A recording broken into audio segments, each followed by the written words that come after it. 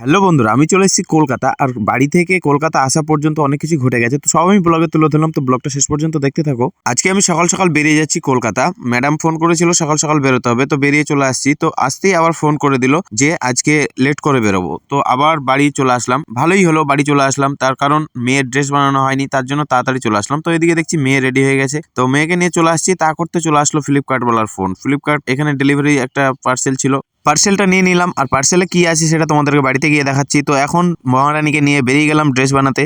তো এইখানে এসে ড্রেস বানাতে দিলাম। তো ড্রেস বানানোর আগে যেগুলো করণীয় মাপজোক করতে লাগলো, তারপর আমাকে ধরিয়ে দিল চিরকুট। চিরকুট ধরে তারপর বাবা মেয়ে চলে আসলাম দুইজনে বাড়িতে। আর বাড়িতে আসতেই আমার বড় মেয়ে চলে গেল খেলাধুলা করতে, আর আমি চলে আসলাম তোমাদেরকে পার্সেলটা দেখাতে। তো দেখাই চলো। পার্সেলটা দেখো, টুপি। এই যে গরম পড়ে গেছে তার জন্য টুপি অর্ডার করেছিলাম। টুপি আমার পড়তে বেশ ভালোই লাগে, তাই মাথায় দিয়ে একটু আয়নার সামনে দেখে নিলাম সব ঠিকঠাক আছে নাকি। তারপরে আমার ছোট মহারানীকে নিয়ে খেলাধুলা করতে লাগলাম। অনেকদিন সময় পাইনি এরকম খেলাধুলা। তো খেলাধুলা করতে করতে আবারও ফোন চলে আসলো যে এবার কলকাতা বেরোতে হবে। তো আমি চলে আসলাম গাড়ির কাছে। গাড়ি যেহেতু বাড়ির দিকে রাখিনি, রাস্তার ধারে রাখলাম, যেহেতু তাড়াতাড়ি করে বেরোবো, সুবিধা হবে তাই। তো গাড়িতে উঠে গেলাম। আর যা রোদ গরম পড়তে শুরু করেছে, পরে নিলাম সানগ্লাস। এবার বেরিয়ে পড়লাম কলকাতার উদ্দেশ্যে। বেরিয়ে পড়লাম কলকাতা।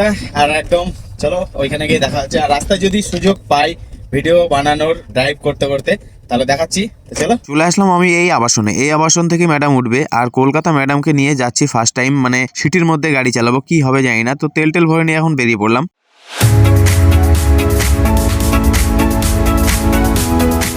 অবশেষে আমি পৌঁছালাম এসে কলকাতা। কলকাতা এটা হচ্ছে ধর্মতলা ইন্ডিয়ান মিউজিয়াম, খুব সুন্দর জায়গা। তো এখানে ঘোরাঘুরি করছি, অনেক বছর পর এসেছি। তো আমি চলে আসলাম সামনের দিকে। আর এই ফার্স্ট টাইম এসেছি চার চাকা নিয়ে এখানে। তো চার চাকাটা রেখে দিয়েছি, দাদাকে বললাম দেখতে, বললো ঠিক আছে কোনো ব্যাপার নেই। আমি চলে আসলাম ভেতরের দিকে। তো ভেতরের দিকে ঘোরাঘুরি করছি, চোখে পড়ে গেলো বিদেশি। আর কলকাতা শহর মানে দেশি বিদেশি সব রকম মানুষই ভরা থাকে এখানে। তো সামনের দিকে এগিয়ে যাচ্ছি, দেখছি তো হলুদ ট্যাক্সি। এই হচ্ছে হলুদ ট্যাক্সি, কলকাতার সব থেকে বড় ঐতিহ্য। তো এইসব বাজারহাট দেখার পর ম্যাডাম ফোন করে দিল যে বেরোতে হবে। তারপর আমি ম্যাডামকে নিয়ে ওখান থেকে বেরিয়ে পড়লাম। এটা হচ্ছে সেই ধর্মতলা মোড়। তো এখান থেকে সোজা চলে আসলাম পুরনো কলকাতা। আর পুরনো কলকাতা এসে দেখো কত সুন্দর বড় একদম শপিং মল। তো এখানে এসে এক অঘটন ঘটে গেল, সেটা হচ্ছে ট্রাফিকে আমাকে ধরেছিল। তার কারণ ইউটার্ন নিয়েছিলাম, আর ইউটার্ন ওখানে বানা ছিল, কিন্তু সব গাড়ি আসছে, আমারটাই ধরলো। তো যাই হোক, তারপর আমি চলে আসলাম ম্যাডামকে নিয়ে হোটেলে। হোটেলটা হচ্ছে অ্যারিস্টোক্রাট হোটেল। তো ম্যাডামকে এখানে নামিয়ে দিলাম। তারপর আমি একা একাই বেরিয়ে পড়লাম। আর এই ফার্স্ট টাইম কলকাতা এত ভেতরে এসেছি গাড়ি নিয়ে, ভয় ভয় লাগছে, ভালো লাগছে, সব রকমই ফিলিংস আছে মনের মধ্যে। আর এটা হচ্ছে সেই ইকো পার্কের রাস্তা। অনেক বছর পর আসলাম, প্রায় 10 বছর পর। তো যাই হোক, আমি চলে আসলাম রানাঘাটের এই রাস্তায়। আর আসতেই চোখে পড়ে গেল সেই